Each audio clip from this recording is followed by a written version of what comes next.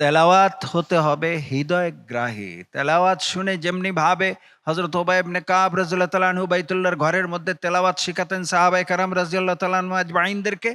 একদিন ঘটনাক্রমে মক্কার প্রধানমন্ত্রী আবুল হাকাম তথা আল্লাহ এই নেমক হারামের নাম দিয়েছে আবু জাহেল।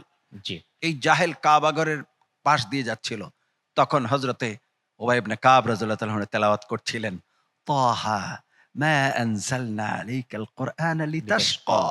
তেলাওয়াত শুনে ওরা তো কোরআন সম্পর্কে আরবি ভাষায় বিশেষজ্ঞ ছিল।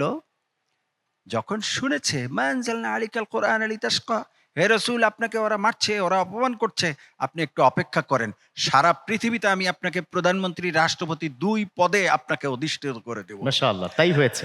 আবু জাহেল, আবুল আহাব, জি। উতবা সাহেবা ঠিক তার ১৫ বছর পরে যখন বিশ্বনবী মদিনায় গিয়ে ইসলামী রাষ্ট্র করলেন, তিনি একদিকে রাষ্ট্রপতি, অন্যদিকে তিনি প্রধানমন্ত্রী।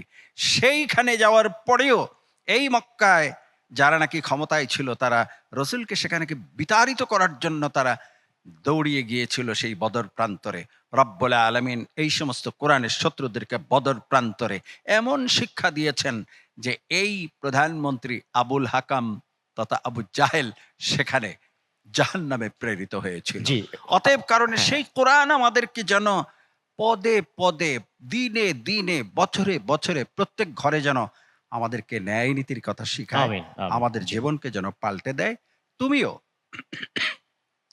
সেই বিশ্বকারীদের মতো তেলাওয়াতকে আরো হৃদয়গ্রাহী করার চেষ্টা করবে। আমিন। জি, অসংখ্য ধন্যবাদ জানাচ্ছি। এবার আমাদের আরো একজন অন্যতম বিচারক কারি মোহাম্মদ আবুল হোসাইন। আপনি যদি বলতেন এই বন্ধুর বিষয়ে কোনো মোলাহাজা, কোনো পরামর্শ আছে কিনা? অবশ্যই আছে। জি। খুব ধারাস কণ্ঠে তিলাওয়াত করলেন। মাশাআল্লাহ খুব ভালো লেগেছে আল্লাহর কালাম নবম দিবসে মাহে রমাদানের। তুমি শুরু করেছিলে ১৮ পারা সূরা মুমিনুনের শুরু থেকে। সেখানে তুমি পড়েছ ক্বাদ আফলাহাল মুমিনুন। এখানে যে কলকলার যে ক্বাদ এটা একটু কম হয়েছে। আরো মাঝে, মাঝে কিছু আছে।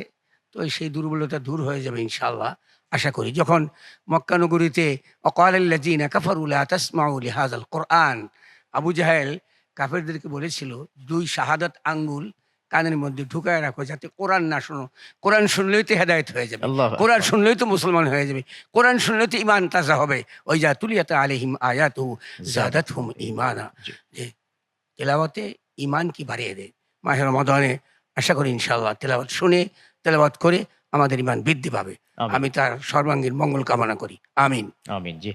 আ মমিনুল ইসলাম যে কথাগুলো বলেছে ছোট্ট, ছোট্ট কিছু ভুল ভ্রান্তি আছে। সামনে কিন্তু আরো কঠিন চ্যালেঞ্জ রয়েছে। ওকে? এগুলো যেন আর না হয়। আল্লাহ তোমাকে কোরআনের পাখি হিসেবে কবুল করুক। জাযাকাল্লাহ খায়ের।